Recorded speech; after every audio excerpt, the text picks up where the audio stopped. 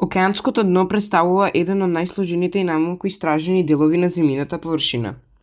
Иако е покриено со огромни количества вода, неговата геолошка градба е резултат на исти процеси кои го обликуваат и копното. Тектонски движења, вулканска активност, ерозија и таложење на седименти. Океанското дно постојано се менува и има клучна улога во обновувањето на земјината кора и во регулирањето на природните процеси на планетата. Градбата на океанското дно започна од континенталното копно, кој постепено преминува континенталниот праг. Континенталниот праг е плиток и релативно рамен дел од океанското дно, кој се протега неколку десетици до стотици километри од копното.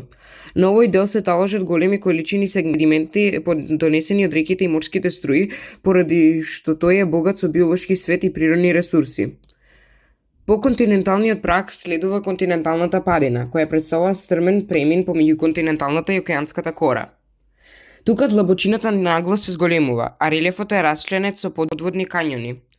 Континенталната падина има големо значење бидејќи преку неа седиментите од плитките делови се пренесуваат кон подлабоките области на океанот. Под континенталната падина се наоѓа абисалната рамнина, која е најраспространетиот дел од океанското дно. Таа представува огромна речиси рамна површина покриена со дебели слоеви фини седименти.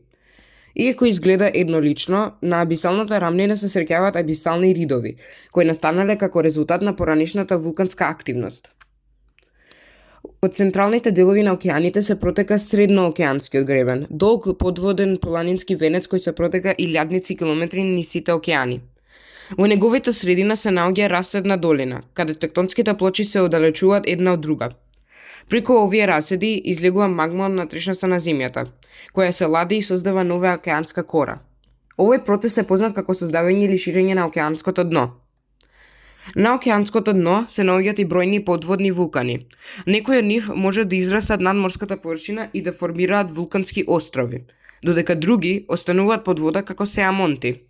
Со текот на времето, врвовите на некои сеамонти се израмнуваат и тие стануваат гујоти. На границите помеѓу тектонските плочи се создаваат длабоко морски ровови, кои се најдлабоките делови на океаните. Тие настануваат кога океанската кора се подвлекува под континенталната или под друга океанска кора. Овие зони се поврзани со силни земјотреси и вулканска активност.